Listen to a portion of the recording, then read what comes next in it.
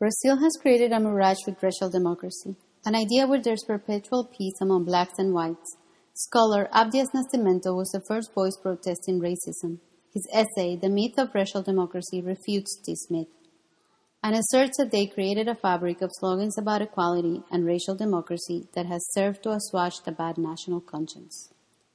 Abroad, it presents our country as a model of racial coexistence. Internally, the myth is used to keep blacks strict and docile. Afro-Brazilians have awakened and demand a space in Brazil. Political scientist James Scott asserts, groups in conflicts resort to one or another form of political action. This is the case of Aiye. This is the story of a movement of resistance. Aiye found a voice of resistance through one of Brazil's most popular events, the Carnival. Aiye established resistance through popular culture, through the folklore of a nation that loves music. Aiye created the first Afro group to march in Carnaval in Bahia, and it evolved into a stage of protest during the Carnival. Bahia was transformed through the song lyrics of Aiye, creating a black pride movement unlike any other. This story will explain the genesis of a singular group achieving an unlikely movement in a country where racism is undermined and unacknowledged. Professor of Brazilian Studies Christopher Dunn explains that since the 1930s, Brazilian elites have formulated and elaborated a nation's identity and international image as a racial democracy. Afro-Brazilians live in the poorest conditions in the nation, and in the state of Bahia, the Afro-Brazilians compose 75% of the population. Bahia was one of the earliest and latest centers of foreign slave Africans arriving in the Americas. While the population in Bahia is overtly black, their government is prominently white. Aiye was born out of these realities, created in 1974 during the repressive military dictatorship. Aiye was a response to an unbearable oppression of black Brazilians.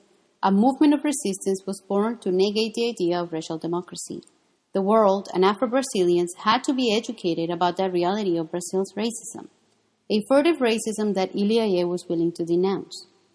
Antonio Carlos dos Santos, Vovô, was one of its founders. The name Aiye means big house in Yoruba. In an interview by Christopher Dunn to Vovô narrates that Aiye was influenced by Black Americans and Black Rio, but Africa and Candomblé always had a greater impact on us. The creation of Aiye in 1974 coincided with the independence of many Portuguese colonies in Africa, colonies like Mozambique and Cape Verde. The event was an inspiration to the group. Historian Luciano Tosta affirms that Aiye, by educating Afro-Brazilians about their history, identity, and rights, has had an important impact on Bahia's community. There's been a re-Africanization of the Bahian Carnival. The creation of Aiye was an act of defiance. The military dictatorship persecuted anyone who denounced racism. It was dangerous for the black activists who could be classified as subversives. In an article published in the New York Times, author Ben Ratliff asserts, anything that looked like a cultural movement could be considered communist. Vovô narrates to Ratliff how the original name for the group was Black Power, but it was too dangerous to use it. Vovô explains that Aiye means black world in the group's mind. Through music, Aiye emphatically asks Brazilians to accept the beauty of their blackness. The group also remains loyal to the sounds of Africa. By resisting the status quo, Aiye has been able to educate and politicize Black Bahia. Aiye honors African history and culture, and each year, an African ethnic group or nation is chosen as their theme for Carnival. Aiye is not only resistant to Brazil's ignorance and muted racism, but in its music, the Bloco Afro refuses to go pop. It keeps the purest form of African rhythms, associated with candomblé. During Carnival, it walks through the streets, unlike the other groups who use a truck to get around. Their costumes are African-inspired, and their songs fortify the community.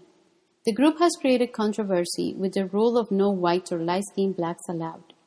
Aiye wants only the purest blacks in their Bloco Afro. Ratliff specifies that Bahians, for the most part, don't see Aiye's exclusion policy as an insult. They consider its beautiful Afro-Brazilian music acts as a sort of cultural home base that's very much needed in the increasingly commercial atmosphere of Carnival. By enforcing such a policy, their political message gains power. Carnival is the event that celebrates the diversity of the nation, but it was not so for Afro-Bahians, and the proof lies in Aiye. Their dedication to Black pride has produced a wonderfully pure group of artists walking through the streets during Carnival. Resisting helped Afro-Bahians get in touch with their Black heritage.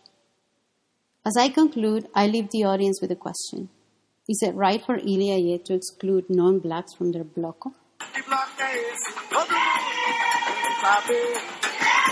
É o mundo negro, queríamos cantar pra você.